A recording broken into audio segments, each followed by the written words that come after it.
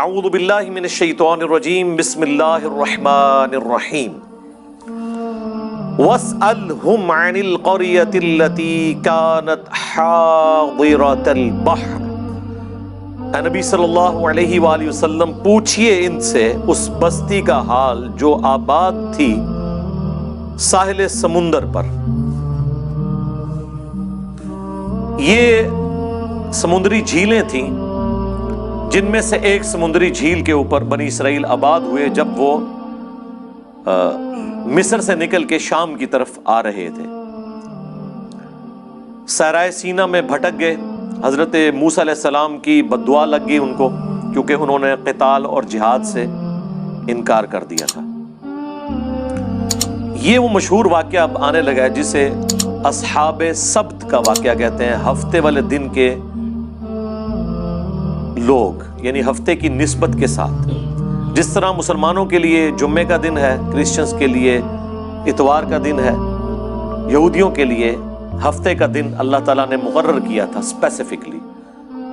گو مسلمانوں کو اللہ تعالیٰ نے اس طرح پابند نہیں کیا کہ صرف انہوں نے جمعے والے دن ہی اللہ اللہ کرنی ہے، وہ تو پوری زندگی کرنی ہے، لیکن ان کے لیے پورا ہفتے کا دن وقف تھا، وہ کوئی اور کام نہیں کر سکتے تھے سوائے اس کے کہ وہ خدا کے ساتھ اپنی کمٹمنٹ کریں گے، پورا دن عبادت میں گزاریں گے، اور ساتھ ہی ساتھ ان پہ دوسری آزمائش یہ ڈالی گئی تھی کہ ہفتے کے دن وہ شکار بھی نہیں کریں گے۔ مچھلیوں کا شکار جو ان کے لیے گزر بسر کا ذریعہ تھا، ہفتے کے دن نہیں کریں گے، باقی دنوں میں کریں، سٹور کر کے کھائیں، کوئی مسئلہ نہیں ہے۔ لیکن انہوں نے اللہ تعالیٰ کے حکم کی نافرمانی کی، اس کے بدلے میں اللہ تعالیٰ نے انہیں بندر اور خنزیر بنا دیا، وَلِعَوْذُ بِاللَّهِ تَعَالَى۔ یہ واقعہ مسلمانوں کے لیے اس اعتبار سے بڑا عبرت کا نشان ہے کہ اگلی امتوں کو دنیا میں ہی نافرمانیوں کی سزا مل جایا کرتی تھی۔ اس امت کے لیے نبی صلی اللہ علیہ وآلہ وسلم کی دعاؤں کی برکت سے دنیا میں کافی حد تک مسئلہ اللہ تعالیٰ نے ٹال دیا، لیکن آخرت میں عذاب ہوگا۔ یہ نہیں ہے کہ وہ معاف ہو جائے گا جو غلط حرکتیں کی۔ یہ اصحاب سبت کا واقعہ ہے، یعنی ہفتے والے دن سے متعلقہ لوگ، یہی وہ لوگ تھے جو بندر بنا دیے گئے، خنزیر بنا دیے گئے۔ یہاں پہ یہ واقعہ آ رہا ہے، وہ انشاءاللہ ہم تفصیل سے کور کریں گے۔ اس واقعے میں جو سب سے عبرت والی چیز ہے وہ یہ ہے کہ بنی اسرائیل کے لوگ تین گروہوں میں بٹ گئے۔ ایک وہ لوگ تھے جنہوں نے کہا کہ ہم اللہ تعالیٰ کے اس حکم کی نافرمانی نہیں کریں گے، پلس جو لوگ نافرمان تھے انہیں وہ اس نافرمانی سے روکتے تھے۔ یہ سب سے اعلیٰ ترین درجہ ہے۔ دوسرے وہ لوگ تھے جو خود تو نافرمانی نہیں کرتے تھے لیکن نافرمانوں کو روکتے نہیں تھے۔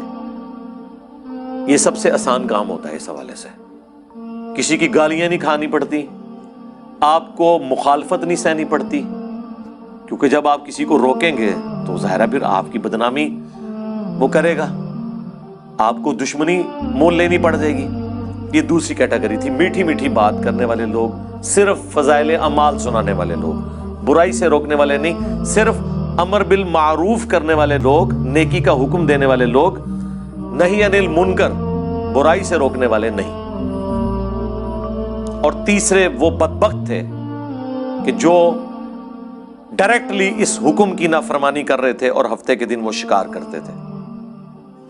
اب حیران کن بات ہے، اللہ تعالیٰ نے تینوں گروہوں کا ذکر کیا، اس کے بعد جب اینڈ رزلٹ سنایا نا تو یہ سنایا کہ اللہ نے نجات دے دی ان لوگوں کو کہ جو نہ تو خود یہ کام کرتے تھے بلکہ وہ باقیوں کو بھی اس برائی سے روکتے تھے۔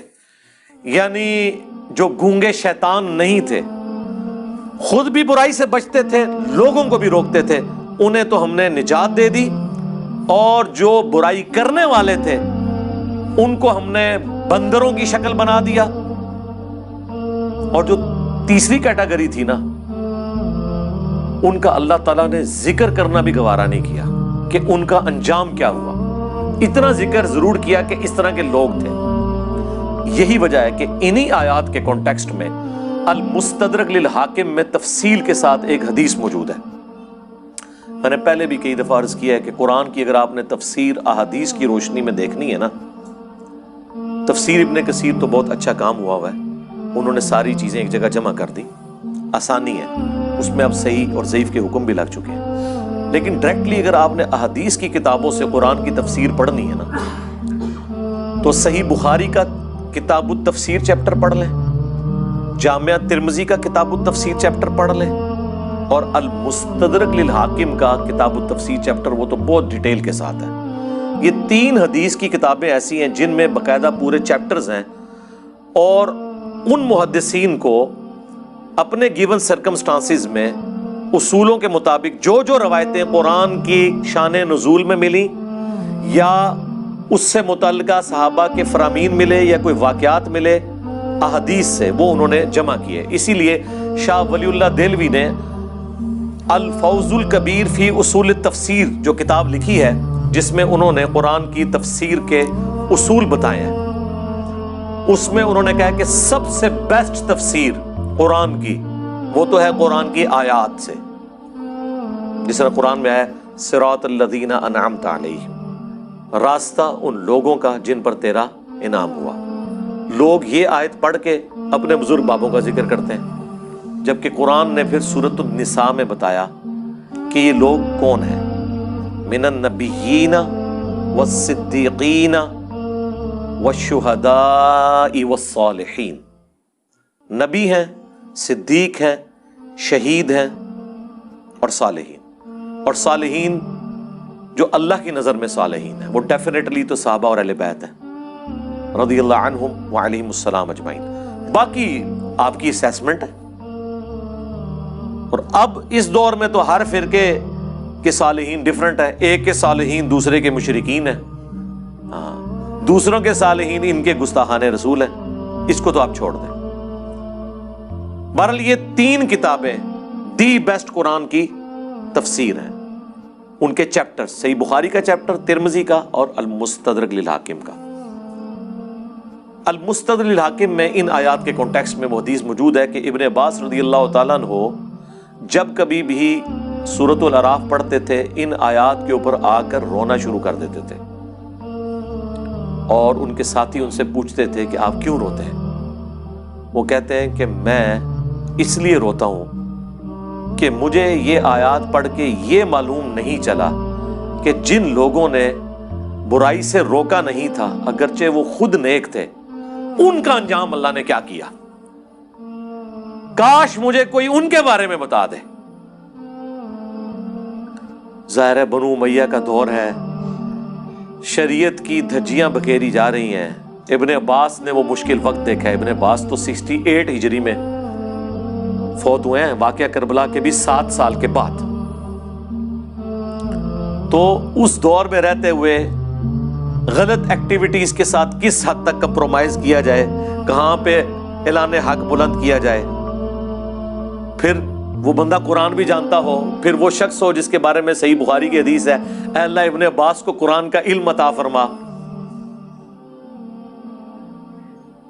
پھر ان لوگوں کو اپنی آخرت کی بھی فکر ہو کہ ہم نے ان 3 میں سے ایک تو نہیں بننا کہ جو برائی کرنے والے ہیں، باقی 2 میں سے یہ بننا تو مشکل ہے. جو حسین ابن علی کی قسمت تھی، انہی کا نصیب تھا، وہ بن گئے کہ برائی کو ہاتھ سے بھی روکا جائے.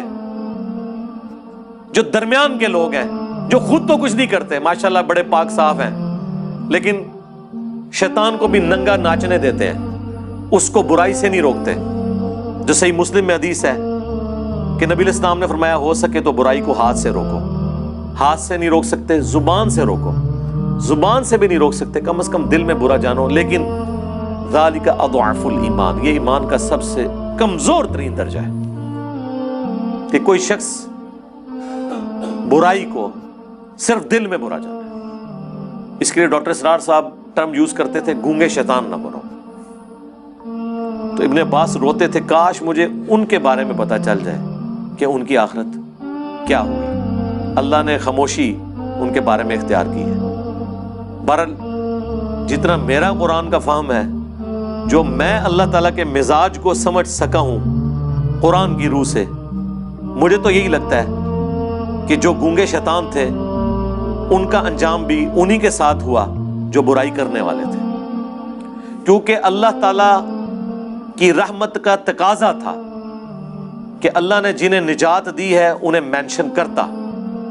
جب نجات دہندہ کو مینشن کیا تو اللہ نے صرف انہی کو کہا جو نجات پا گئے تھے، ان کے علاوہ اگر کسی کا ذکر نہیں کیا تو یہ ڈیفینیٹ ہے کہ وہ نجات نہیں پائے تھے، اور ان کا کچھ بھی انجام ہوا ہو ایٹ لیسٹ وہ ان لوگوں میں شامل نہیں تھے جنہیں اللہ نے نجات دی، کیونکہ اللہ کے ہاں تو 0-1 ہے، یا بات مانو یا نہ مانو، یہ ٹوٹل پیکیج ہے۔ اب وہ آیات کی طرف آ جائیں۔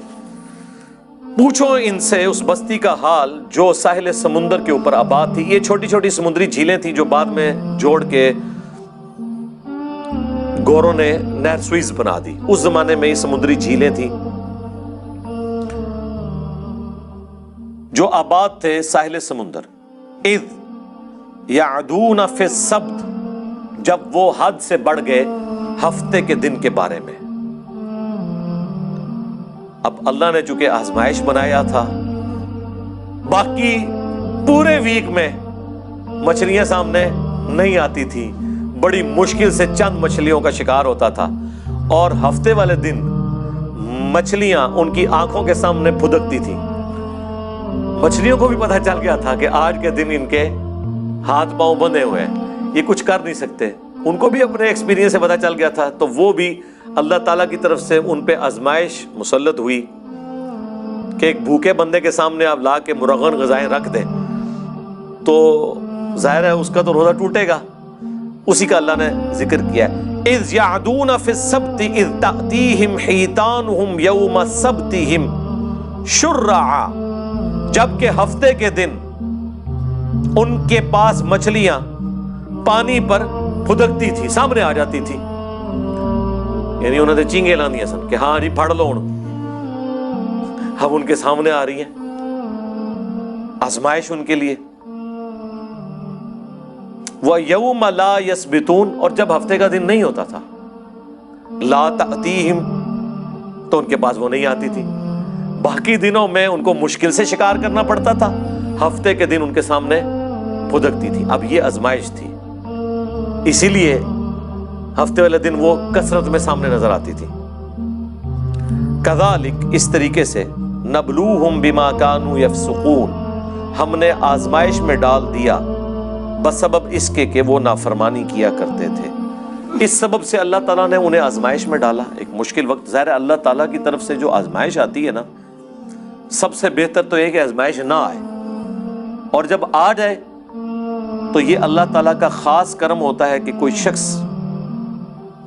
اس آزمائش سے بچ جائے۔ نبی علیہ السلام نے تو اسی لیے دعا کی ہے، جو میں نے اکثر آپ کو بتایا ہے، جامعہ ترمذی میں، مسند احمد میں، اور مشکات المصابیح میں بھی 748 نمبر حدیث ہے، جو نبی علیہ السلام کو خواب میں اللہ کی زیارت ہوئی تھی، اس میں آپ نے جو دعا کی تھی، اور نبی علیہ السلام نے کہا کہ یہ میری دعا لے لو اور باقی لوگ بھی یاد کرو، اس میں یہ بھی الفاظ ہیں، وَإِذَا أَرَدْتَ فِتْنَةَ فِي قَوْمٍ فَتَوَفَّنِي غَيْرَ مَفْتُونٍ، اے اللہ جب تو کسی قوم کو آزمائش میں ڈالے نا تو ہمیں اس آزمائش سے دور ہی رکھنا۔ ہاں، یہ نہیں ہے کہ انسان بہادر بن کے کہ اللہ میرے پہ آزمائشیں ڈال اور مجھے صبر دے، نہیں، یہ کہنا چاہیے کہ اے اللہ آزمائش سے دور رکھنا۔ ہاں، جب کبھی ناگزیر ہو جائے، وَلَنَبْلُوَنَّكُمْ بِشَيْءٍ مِّنَ الْخَوْفِ وَالْجُوعِ وَنَقْصٍ مِّنَ الْأَمْوَالِ وَالْأَنفُسِ وَالثَّمَرَاتِ، تو ٹھیک ہے، اس میں اللہ تعالیٰ صبر دے، سب کچھ ہے، لیکن پہلی پرائورٹی نبی علیہ السلام نے یہی دعا سکھائی ہے کہ اللہ تعالیٰ فتنے میں مبتلا نہ کرے، کیونکہ بڑے بڑے ایمان والوں کے روزے ٹوٹ جاتے ہیں اس طرح کی آزمائشوں میں۔ جب امام حنیفہ رحمہ اللہ کے اوپر مشکل وقت آیا ہے تو پھر امام حنیفہ ہی کھڑے ہوئے ہیں خلیفہ منصور کے خلاف، باقی ان کے زمانے کے بڑے بڑے علماء مصلیحت کا شکار ہو گئے۔ جب احمد بن حنبل کے دور میں خلق قرآن کا مسئلہ کھڑا ہوا ہے تو احمد بن حنبل رحمہ اللہ نے ہی استقامت دکھائی ہے، باقی کئی لوگ جو ہیں اس زمانے کے جو بڑے بڑے ائمہ ہیں مسلط کے شکار ہو گئے۔ تو ہر زمانے میں جو حسینی فکر ہے وہ چند ایک لوگ ہی لے کے چلتے ہیں، سب میں اتنی جرأت نہیں ہوتی۔ تو اللہ تعالیٰ فرماتا ہے کہ بسبب ان کی نافرمانیوں کے ان کو ہم نے آزمائش میں ڈالا، یعنی پہلے بھی ان کے کرتوت ایسے تھے، تو جب کرتوت برے ہوتے ہیں تو بعض اوقات اللہ تعالیٰ آزمائش ڈال دیتا ہے، اور یہ ان کے اوپر آزمائش تھی۔ وَإِذْ قَالَتْ أُمَّةٌ مِّنْهُمْ، جب ان میں سے ایک گروہ نے کہا، لِمَ تَعِظُونَ قَوْمًا، کیوں تم ایسی قوم کو واعظ و نصیحت کرتے ہو، قَوْمًا اللَّهُ مُهْلِكُهُمْ، کہ جس قوم کو اللہ تعالیٰ ہلاک کر دے گا، او معذبہم عذابا شدیدا، یا انہیں شدید عذاب دینے والا ہے۔ یعنی کیوں سمجھاتے ہو ان نافرمانوں کو، چھوڑو، انہوں نے اپنی قبر میں جانا ہے، تم نے اپنی قبر میں جانا ہے، چپ کر کے تم تو برائی نہیں کر رہے نا، ان کو ان کے حال کے اوپر چھوڑ دو۔ ان کا جواب سنیں کیا ہے، قالو، وہ کہنا شروع ہو گئے اس کے جواب میں، معذرتاً الی ربکم ولعلہم یتقون، ہم تو یہ اس لیے ان کو برائی سے روک رہے ہیں کہ اپنے رب کے حضور عذر پیش کر سکے کہ یا اللہ جو ہم سے بن پڑی، ہم نے برائی کو روکنے کی کوشش کی۔ اور دوسرا مقصد یہ ہے لعلہم یتقون، کہ شاید ہماری نصیحت سے یہ ڈر جائیں اور یہ بھی اپنی آخرت برباد ہونے سے بچا لیں۔ یہ سیکنڈری مقصد ہے جو میں اکثر کہتا ہوں کہ ہم یہ جو دعوت و تبلیغ کا کام کر رہے ہیں، لوگوں کو برائی سے روک رہے ہیں، اچھائی بتا رہے ہیں، عقیدے کی خرابیاں ہائی لائٹ کر رہے ہیں، اس میں پرائمری جو ہمارا مقصد ہے وہ اپنی آخرت کی فکر ہے، کسی دوسرے کی آخرت کی فکر نہیں ہے، وہ سیکنڈری چیز ہے۔ سب سے پہلے تو ہمیں ہماری طرف سے پوری دنیا جہنم میں چلی جائے ہمیں تو فرق نہیں پڑتا، ہمیں تو فرق اس بات سے پڑتا ہے کہ ہم نہ کہیں جہنم میں چلے جائیں۔ پہلی ایفرٹ تو ہماری اپنی ذات کے لیے ہوگی، او انفسکم و اہلیکم نارا، بچاؤ اپنے آپ کو اور اپنے گھر والوں کو جہنم کی آگ سے، باقیوں کی بعد میں فکر کریں گے۔ افریقہ کے جنگلوں میں لوگ کدھر جا رہے ہیں وہ بعد میں دیکھیں گے، پہلے تو اپنے گھر میں لوگ کدھر جا رہے ہیں وہ دیکھیں گے۔ پہلے تو ہم خود قرآن و سنت سے اپنی اصلاح کی کوشش کریں گے، تو ان کا اپنے رب کے حضور معذرت کر سکیں، ہم عذر پیش کر سکیں کہ یا اللہ ہم نے وہ چاروں شرائط پوری کی تھی، الا الذین آمنوا وعملوا الصالحات، یہ تو آسان ہے، ایمان لاؤ نیک اعمال کرو، لیکن وتواصوا بالحق، حق بات کی وصیت کرنا مشکل ترین کام، اور اس کے بعد اس کا منطقی انجام، وتواصوا بالصبر، پھر تکلیف آئے گی تو صبر اختیار کرنا ہے۔ یہ اتنا مشکل کام ہے کہ بڑے بڑے اہل ایمان وہ بھی بعض اوقات کمزور درجے کی طرف چلے جاتے ہیں۔ ہر بندے میں یہ حوصلہ نہیں ہوتا کہ حالات و واقعات کا وہ مقابلہ کر سکے۔ ہم ان پہ کوئی فتویٰ نہیں لگاتے جو اس طرح کرتے ہیں، لیکن ہم لوگوں کو یہ بتائیں گے کہ خدا کے لیے فرق سمجھو۔ لوگ کہتے تو ہیں کہ حسین ابن علی کے زمانے میں لوگ روکتے تھے ان کو کہ آپ وہاں نہ جائیں، یہ آپ کو شہید کر دیں گے، تو کیا وہ لوگ غلط تھے اور حسین ابن علی اکیلے ٹھیک تھے؟ میرے بھائی پہلے تو آپ اپنی اصلاح کریں۔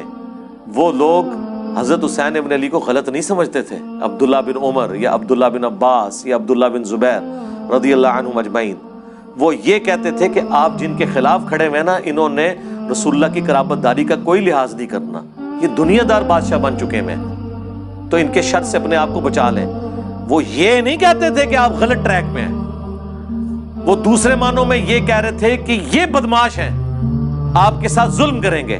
تو جس طرح ہم نے خاموشی اختیار کی ہوئی ہے، کمزور درجے پہ ایمان پہ اپنے آپ کو رکھا ہوا ہے، ہمارے مقابلے پہ نہیں، اس زمانے میں حسین ابن علی کے مقابلے پہ، تو آپ بھی وہ درجہ اختیار کر لیں۔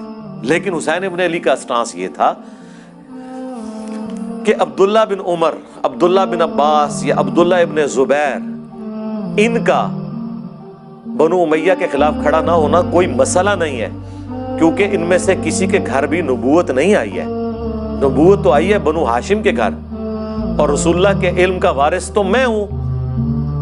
اگر میں نے باطل کے ساتھ کمپرومائز کیا تو یہ دین کا حصہ بن جائے گا.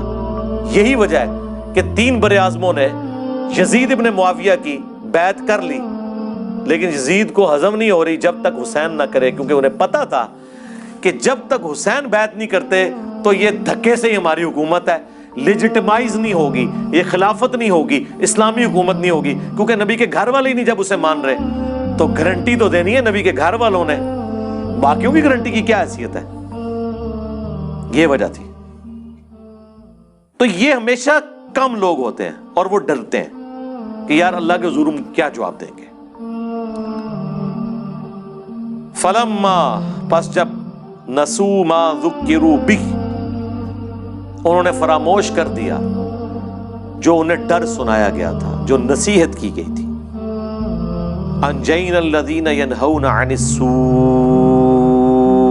تو ہم نے نجات دے دی ان کو جو برائی سے روکنے والے تھے، یعنی جو حسین ابن علی کی نیچر رکھنے والے تھے ان کو تو مل گئی نجات. وَأَخَذْنَا الَّذِينَ ظَلَمُوا، اور پکڑ لیا ان کو ہم نے جو ظلم کرنے والے تھے، بِعَذَابٍ بَئِيسٍ بِمَا كَانُوا يَفْسُقُونَ، جن لوگوں نے اپنی جانوں پر ظلم کیا برے عذاب سے ان کو پکڑ لیا گیا بوجہ اس کے کہ وہ نافرمانی کیا کرتے تھے. فَلَمَّا عَتَوْا عَمَّا نُهُوا، جب انہوں نے سرکشی کی اس سے جس سے ان کو روکا گیا تھا، مَا نُهُوا عَنْهُ، جس سے وہ لوگ روکے گئے تھے، قُلْنَا لَهُمْ كُونُوا قِرَدَةً خَاسِئِينَ، تو ہم نے ان سب کے سب کو کہا کہ بن جاؤ پھٹکارے ہوئے بندر. بس اللہ نے تو پھر کن فیکون ہی ہوتا ہے، کہا اور وہ بن گئے. اللہم لا تجعلنا منہم، اللہم احسن عاقبتنا فی الامور کلیہا واجرنا من خزی الدنیا وعذاب الاخرہ، آمین. اللہ اکبر. اب یہ واقعہ یہاں پہ مکمل ہو گیا ہے. دیکھ لیں ان اٹینڈڈ ہے وہ گروہ. اللہ نے 2 گروہوں کا ذکر کر دیا، جو روکنے والے تھے وہ نجات پا گئے اور جو کرنے والے تھے وہ تباہ و برباد ہو گئے، اللہ نے ان کو بندر بنا دیا. لیکن جو تیسری کیٹیگری تھی نا، جو کہہ رہی تھی کہ تانوں کیڑی لوڑ ہے، تسی اپنی قبر ہی جانا ہے، انہوں نے اپنی قبر ہی جانا ہے، آپ کو کیا تکلیف ہے، ان کو اللہ تعالیٰ نے اس قابل بھی نہیں سمجھا کہ ان کے انجام کا ذکر کرے، اچھا یا برا. وَإِذْ تَأَذَّنَ رَبُّكَ، اور یاد کرو جب تمہارے رب نے یہ اعلان کیا تھا، لَيَبْعَثَنَّ عَلَيْهِمْ إِلَى يَوْمِ الْقِيَامَةِ، کہ ضرور اللہ تعالیٰ بھیجتا رہے گا ان پر قیامت کے دن تک، مَن يَسُومُهُمْ سُوءَ الْعَذَابِ، ایسے ان کے اوپر حکمران مسلط ہوں گے، ایسا جابر حکمران ان کے اوپر آتے رہیں گے جو انہیں عذاب دیں گے، برا تکلیف دیں گے دنیا میں. حتیٰ کہ وہ بنی اسرائیل کے جو 2 عروج اور 2 زوال کا ذکر ہے سورہ بنی اسرائیل کے آغاز میں، اس میں اللہ تعالیٰ نے فرمایا ہم نے اپنے سخت لڑائی لڑنے والے بندے مسلط کر دیے. کس کے اوپر؟ بنی اسرائیل کے اوپر. اور انہوں نے بیت المقدس کی اینٹ سے اینٹ بجا دی. اللہ نے ان کافروں کو اپنی طرف منسوب کیا کہ ہم نے یہ مسلط کیے. اس امت کے اوپر بھی اللہ نے مسلط کیے. تاتاری اینٹ سے اینٹ بجائی انہوں نے بغداد کی. اللہ عذاب جب دلواتا ہے نا تو وہ اپنی مخلوق کے ذریعے ہی دلواتا ہے، اور اس وقت وہ مسلط ہوئے ہوتے ہیں. پھر تاتاریوں نے سرکار نہ کوئی بزرگ دیکھا ہے، نہ کوئی غوث دیکھا ہے، نہ کوئی کتب دیکھا ہے، وڈ کے پرے ماریا ہے. سارے بزرگوں کے حالات لکھنے والے جو شیخ فرید الدین عطار تذکرۃ الاولیاء جنہوں نے لکھی ہے، ان کو بھی تاتاریوں نے قتل کیا ہے. بچے کوئی نہیں، ٹھیک ہے، کیونکہ اللہ کی طرف سے تاتاری مسلط ہوئے تھے مسلمانوں پہ. تو اللہ نے فرمایا کہ بنی اسرائیل کے ساتھ بھی میں یہ کرتا رہوں گا. اچھا، اس میں یہ نہ سمجھیے گا کہ ان کے آباء و اجداد کی سزا ان کی اولادوں کو مل رہی ہے، نہیں. بنی اسرائیل میں سے جن لوگوں نے حق قبول کر لیا وہ اس عذاب سے بری ہو گئے. عبداللہ بن سلام جیسے لوگ بھی تو موجود تھے نا، یہودی عالم جنہوں نے اسلام قبول کیا. اس سے مراد وہ ہے بنی اسرائیل میں سے جنہوں نے اپنے آباء و اجداد کی وہ روش چھوڑی نہیں ہے اور پیغمبروں کی نافرمانی کو اپنا شعار بنا کے رکھا. ان پر قیامت کے دن تک عذاب آتا رہے گا. جابر حکمران مسلط ہوں گے. ایک تو 8 سے 100 سال پہلے اتنا بڑا حکمران مسلط ہوا ان کے اوپر، ہٹلر. 60 لاکھ یہودی قتل کر دیے. چلے بعض لوگ کہتے ہیں نہیں 60 لاکھ نہیں تھے 6 لاکھ تھے. سرکار 6 لاکھ بھی تھوڑا بندہ ہے. 6 لاکھ بندے مارنے کے لیے اس نے 100 فیکٹریاں بنائی. اس نے جو کچھ کیا وہ غلط کیا، لیکن جن کے ساتھ ہوا اللہ تعالیٰ کی عذاب کی گرفت میں تھے. وہ ان ربک لسریع العقاب، بے شک تیرا رب عذاب دینے میں جلدی فرمانے والا ہے. لیکن بعض اوقات ڈھیل بھی دے دیتا ہے، لیکن دنیا میں بعض اوقات تھوڑا بہت مزہ ضرور چکھاتا ہے. آخرت کا تو عذاب پکا ہے. وَإِنَّهُ لَغَفُورٌ رَحِيمٌ، اور سائملٹینیس کنٹراسٹ ہے. اور بے شک وہ ضرور بالضرور بخشنے والا مہربان ہے. یعنی آج بھی اگر کوئی دعوت حق قبول کر لے تو اللہ تعالیٰ اس کے اوپر مہربان ہے.